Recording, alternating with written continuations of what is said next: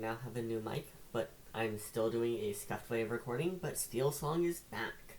So going into set 5, I believe that Steelsong will be potentially the most prevalent deck in the game, and I'm using this as a way to Vegas prep. So let's go ahead and look into why I think that this is the best deck. And let's start with the Fort Worth lists. So congratulations to Chris Coy and Chris Oyola, who both did incredibly well and made it to day 2. And yeah, so let's go ahead and look at the Chris Oyola Fort Worth deck list. As we see here, it's very low to the ground, running a lot of 1-drops and 2-drops.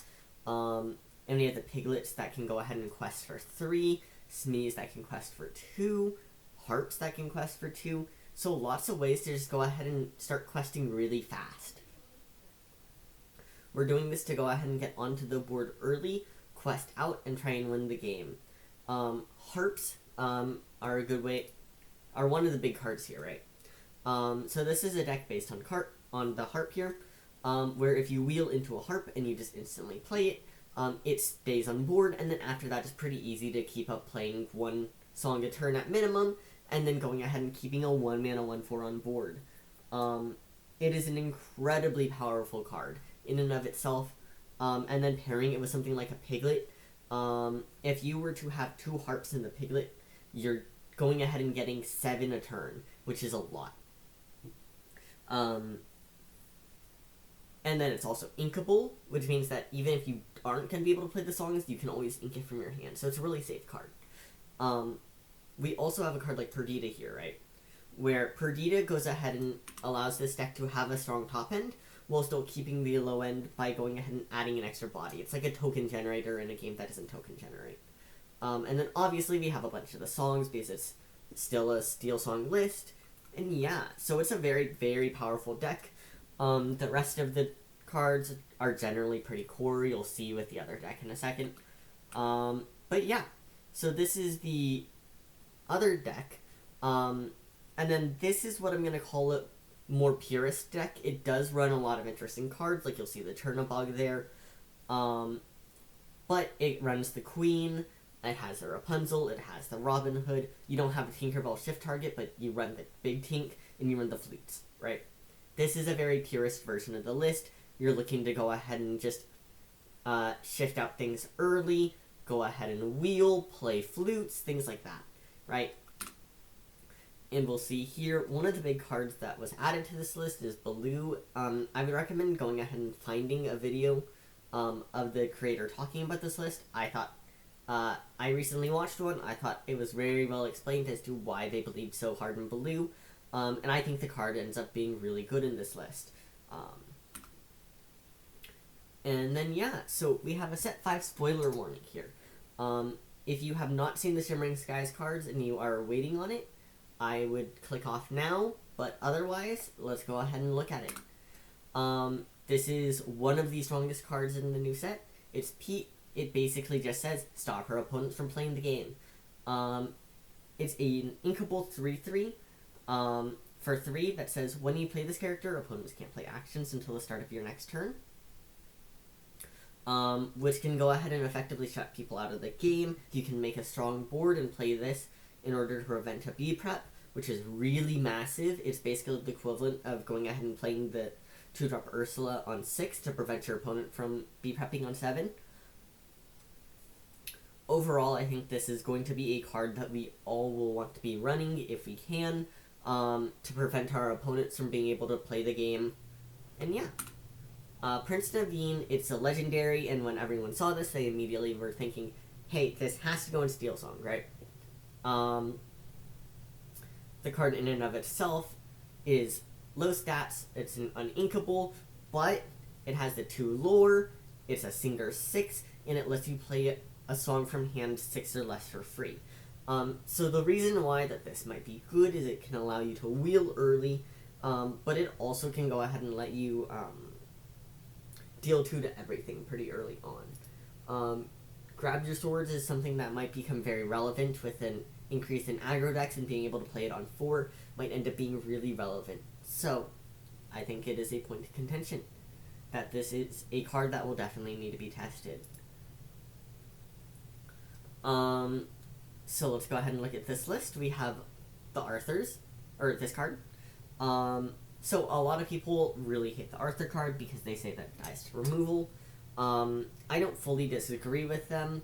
I think that the card is decent, but it lacks the inkability that it needs. Where a lot of times you might find that a Cinderella will just do its job better. But it can be something that you can play down by itself, which I think is really strong. Going ahead and giving the Challenger and Resist to another character that's unexpected is going to be a really strong, powerful card. And then the body itself obviously is strong, but it doesn't matter that it dies to Medusa because it has that enter the battlefield effect. It's also going ahead and getting a Rooster, Rooster, Alan A. Dale, which is whenever you play a song, you gain a lore. It's a 4-mana inkable 2/3 for 2 lore. And while I don't think this card in and of itself is good, I think people will end up finding it as bait. It just adds more options to this deck, and it can go ahead and replace flutes with something that ends up being inkable, if that's something that people end up wanting. The best card in the deck, Daisy Duck, Donald State. If you've seen set 5 at all, this is by far the card that you recognize. It's the 1-mana 1/4, and it ends up having a negative, but it's still a positive. Whenever this character quests, each opponent reveals the top card of their deck. If it's a character card, they may put it into their hand, otherwise they put it into the bottom of their deck. So, because a lot of times this will be played in an aggressive strategy, it means that those actions that are going to be used to go ahead and take care of the Daisy Duck are now put onto the bottom of the deck instead of being at the top of the deck for your opponent to use. One of the other big things is the fact that you can go ahead and quest and then wheel so that you don't go ahead and give your opponent that card anyways, right? So it ends up being a very, very, very powerful card, and I think that this will be a meta-defining card. This is the card to look at. So let's go ahead and look at some of the lists that I went ahead and created and theory crafted, and I'll talk about a lot of the reasons why I chose some of these cards. So this is a lower to the ground version of the list that I went with. So we have Cinderellas, we have the Daisy Ducks, and the Robin Hoods. So I think Cinderella will end up becoming pretty relevant, just due to the fact that we are going to need to find a way to go ahead and take care of Daisy Duck, and a Storm Rage on as well can go ahead and help with that, right? We might need to add Vanessa into this deck, in which case we will probably end up cutting Cinderellas or rare cutting Bare Necessities, but we also might be looking for Perdita, so there are a couple options with this list. We have a lot of things that we can change, right? We have the very typical Robin Hood card, because Robin is just incredibly powerful. We have Piglet, because we want to be the aggressors in this deck. There's a chance that we are supposed to go ahead and run the Herps in this list. There's so much testing that needs to be done with Steelsong still. And until I have practice partners in set 5, I really can't do that. So, but of course we're running Pete, we're running Ariel, Rapunzel just says draw cards. Cinderella might be taken out, although she is inkable and is a really strong bomb later. But yeah, I like to think that this is a not incredibly radical version of a potential list. It does run a lot of 4-ofs, which ends up being just a point of, hey, this is early into testing.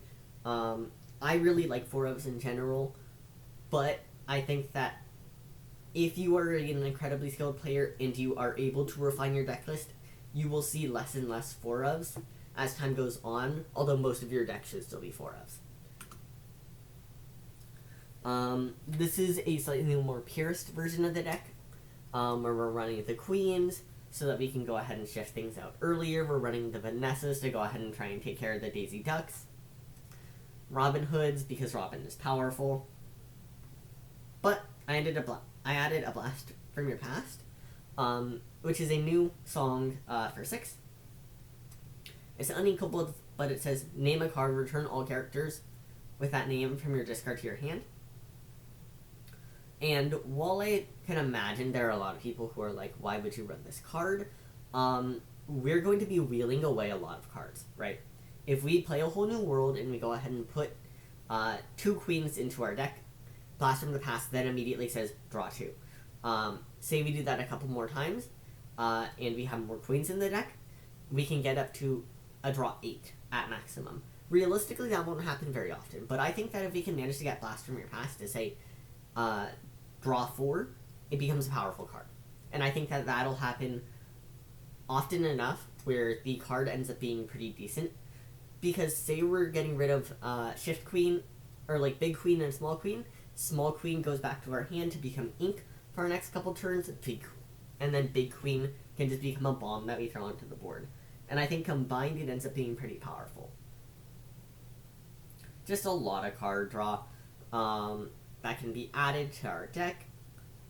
And yeah. But I think for the most part, that goes ahead and wraps up my thoughts on Steelsong. I have not gotten a chance to go ahead and test the deck since Pixelborn, so I haven't really gotten as much prep as I would like to. But yeah, please like, comment, and subscribe. I'm trying to figure out whether I should buy this deck and invest time into it, going into Vegas, and I'm currently on the fence with it. Ruby Amethyst will always be a strong list, and players will always find out ways to innovate and make the deck strong, so I'm considering seeing if it's still viable. I'm also looking at Lemon Lime, which I'm also considering making a guide for, but yeah. So please like, comment, and subscribe, it helps a ton, and check out my Discord.